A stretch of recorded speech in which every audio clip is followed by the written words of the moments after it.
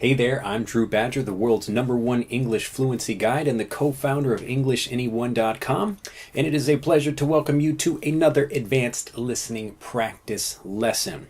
I'm really excited to continue with this series in this new video, and as always, even though this is, maybe the 13th or the 14th video in this series, if you are new, please go back and watch the previous videos, and well, not necessarily in this series, but the previous videos that I've made that are things like grammar or idioms, other things like that are much slower, so that way when you're getting used to my voice, you can learn some new words and phrases and then be prepared to listen to faster things that we'll be doing in this video series. So I'll be speaking at faster than native speed, and hopefully you can understand most of what I'm saying, and if you can, then fantastic. Then you can start preparing yourself for movies and other things like that.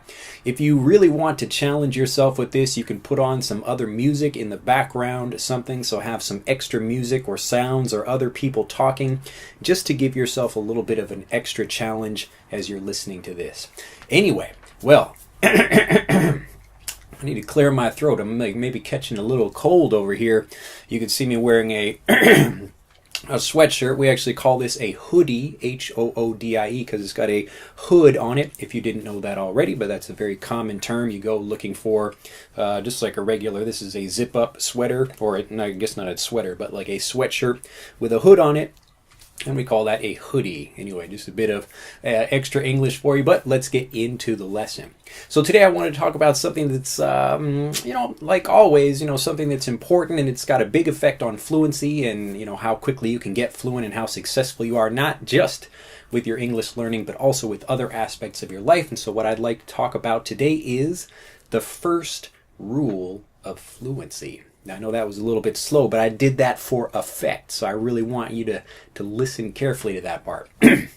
Anyway, so the first rule of fluency, what I'd like to talk about is how you think, and then how that relates to exactly, how you get fluent and the way you study and everything else. It really kind of, I guess a better thing before I can explain all this other stuff about the first rule of fluency is starting with the most kind of basic fundamental things about learning, which is what we'll be talking about in this video. But if you start with something, over time it gets much, much bigger, and you can take two people that maybe have the same level of talent or maybe the same level of ability, but one that just works a little bit harder than the other one. Over time, they become much different in the long run. So when you're thinking about not only the little bit of difference that it makes when you actually take time and effort to do something versus what most people won't do. Most people are, they have what it takes to get fluent or to learn or do something like that, but they don't. And people are often wondering why, and as long as you're actually learning something and you're getting, whether you're learning with me or somebody else, it doesn't really matter. There's lots of different ways to learn. I just have a particular way that I like. It's the way I got fluent, and it's the way that my personal students like to learn, and that's why they follow my lessons. But anyway, when you kind of focus on these first principles or these most important things here, these are the things that are going to give you a lot more results and a lot more power, a lot more leverage as you start getting out into the higher things. So an example of this would be learning like a native speaker is the most important thing I teach. If you want to learn like a native speaker and sound like a native speaker, then you have to practice like one as well. So all of these things, instead of learning in a textbook or sitting in a classroom and not really getting much speaking practice, that will prepare you for a test, but it probably won't get you very well prepared to speak in conversations. So again, one of these things, if you're learning like a native speaker, then it changes everything else about the things over here. How you learn, how you practice, the kinds of words you learn, those kind of things. And then again, when you think about that, always think about these little points over here, all the little tiny things that you can change that have big results and give you big changes. So if we want to talk about the first rule of fluency, the first rule, the most important thing you have to understand about fluency, and this again is something that translates into other things in your life, and this is how you think determines the results you get. Now, a kind of even more important way of thinking about this is how responsible are you for fluency? So how responsible are you for fluency? And what I'd like you to realize is that if you don't already, that no one else can get fluent but you. No one else can make you fluent, just in the same way no one else can make you rich. No one else can make you muscular or something. Like, you can't take a pill and just get muscles. Maybe in the future we'll have something like that, but we don't have that yet. So you have to take responsibility for fluency. And that changes everything about the way you learn, the things you say, and the way you think.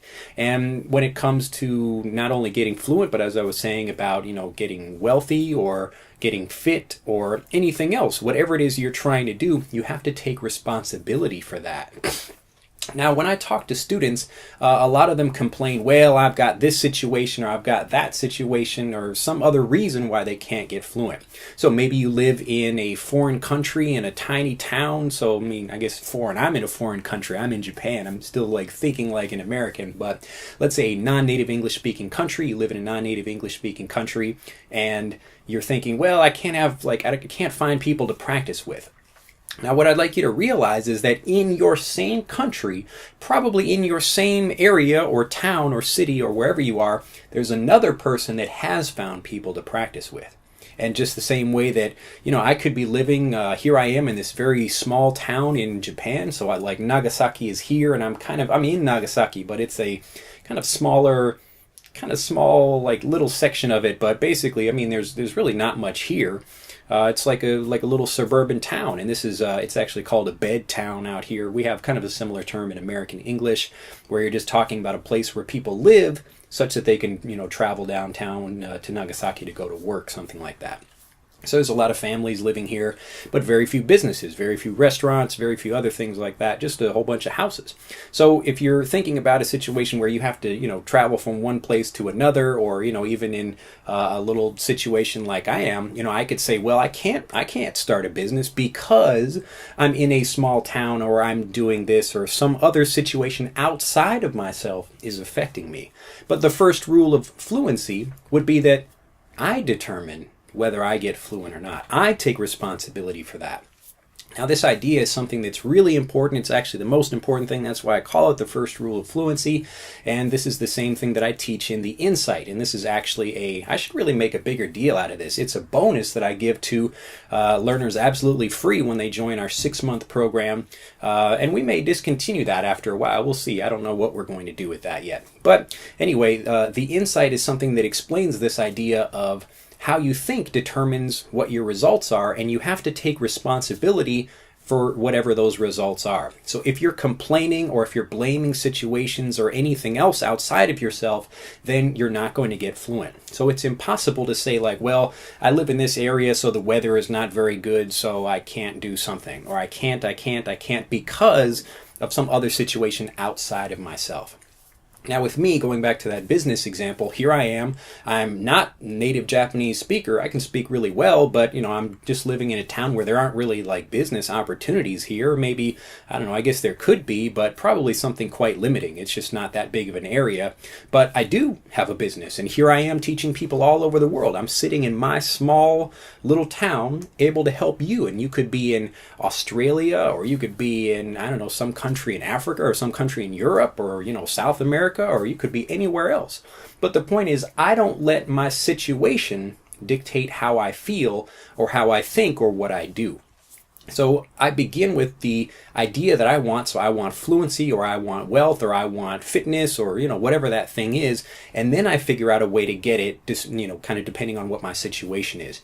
So you have to be thinking the same way. You have to realize that it doesn't matter what your situation is. You are the ultimate person that gets to decide what happens. So you decide whether or not you get fluent. It's not your situation. It's not your country. It's not your parents, or, your whatever, your teacher at your school. If you want something, you'll figure out a way to get it. Now, I can imagine, some people, they don't really realize this for maybe wealth or for fluency or something like that, but pretty much everybody has something that they've really made sacrifices for, or that they really wanted badly, or something like that. So as an example, maybe in America, you would have some guy that he says oh, I don't have any money, or something like that. And I'm complaining about these things. And again, you're complaining because you're thinking about a situation that you decide you don't want to remove yourself from, or you decide that you don't want to think differently about. And This person maybe like they're saying, oh, I'm very poor or whatever, but they have a really nice TV. Now you'll see this a lot, like somebody has a really nice TV in their house and they cared about that. That was something that was important to them. They probably saved money and they bought that and they were responsible about that, but they just don't happen to be responsible about anything financial in the rest of their life. So it's a little bit disappointing. But again, they brought that on themselves. They created that in the same way that you create the kind of fluency you develop. So if you're only putting yourself in situations where you can kind of study for tests or develop your fluency just so you can listen without actually being a confident speaker, then you're creating that for yourself. So I thought this was a really great video to make. Not only is it great listening practice, but it's also something really important to think about. And not just for fluency. Really, the first rule of fluency is the first rule of life. I mean, it's really the first rule of getting anything done. All of the successful people that you've seen, on TV or read in books or anything like that, these are all people that decided that they wanted something and that they were going to take advantage of whatever they had, around them to do that. But they decided they wanted that thing and they weren't going to let outside situations stop them from doing whatever. Again, you can see like I don't have like a whole bunch of fantastic camera equipment. I'm still using the same camera I got 4 years ago and it still works just fine. Maybe I'll go up to like a 4K camera, but I mean really I don't know, maybe we'll do 3D where it looks like I'm like, wow, like I'm, coming out into the camera. Actually, there is an interesting camera we thought about getting and maybe we'll play around with that, my team and I, going forward in 2016. But anyway, the whole point here is that like what I was explaining at the beginning, what I was explaining at the beginning of this video, if you've got a small thing that you can focus on here, a small leverage point, something that you could change just a little bit, then you don't have to change all these big things over here. These big things naturally change themselves as a result of what you do with this little thing over here. So you have two people, again, like I gave in the example before. One of them is thinking, I control how I learn, I decide how I get fluent, I decide what I'm going to do. And then you've got the other person that says, well, my situation is like this, or, my country is like this, or my this thing is like that. Really listen to your language. Take some time at the beginning of 2016 and really think about that. Are you the kind of person that's making excuses? And again, it doesn't matter if this is for fluency or if this is for business. Let's say you have a business and you're saying, well, like the economy is not doing very well, so my business is not doing very well either. Sounds like the exact same thing, really. I'm not in an English-speaking country, so I probably can't get fluent.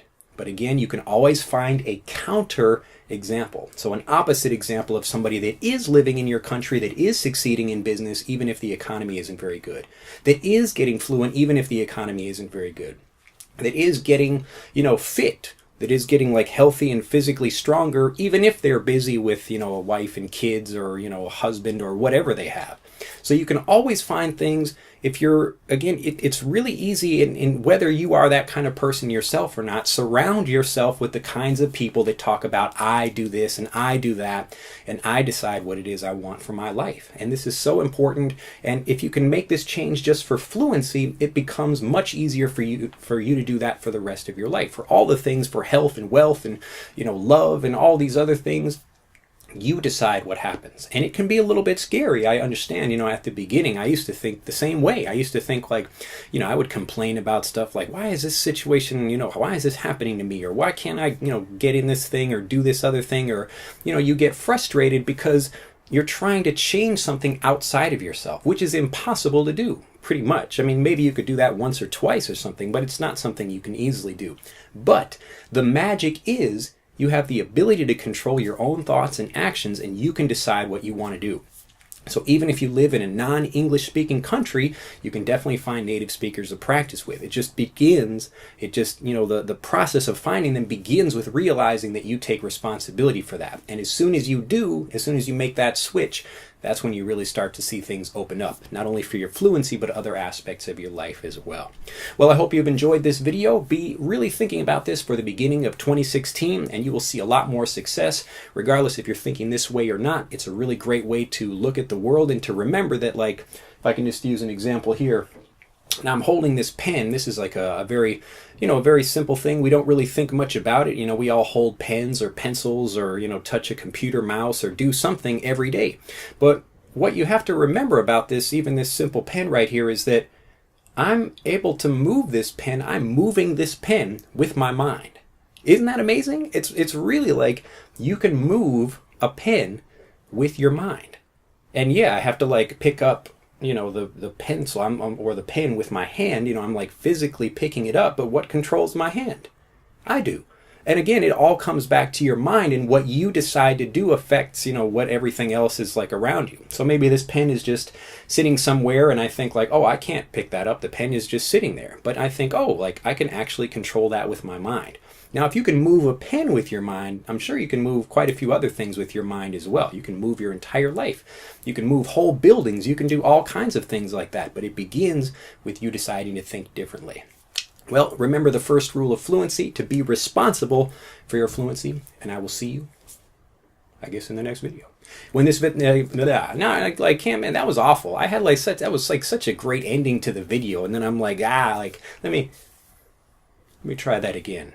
I hope you've enjoyed this video, and I look forward to seeing you in the next video as soon as this gets over 10,000 views, so be sure to like it, share it, and if you're new to the channel, please subscribe, and I'll see you next time. Bye-bye. To continue learning, click on the link in this video to download Speak English Naturally, our free guide to speaking and sounding like a native English speaker. The guide reveals the 3 most important kinds of conversational English you must learn if you want to sound native, and will help you experience instant improvement in your fluency and speaking confidence. To download your free guide on a mobile device, click on the link in the upper right of this video. To download your free guide from a computer, click on the link in the lower right of this video. I look forward to seeing you in the guide.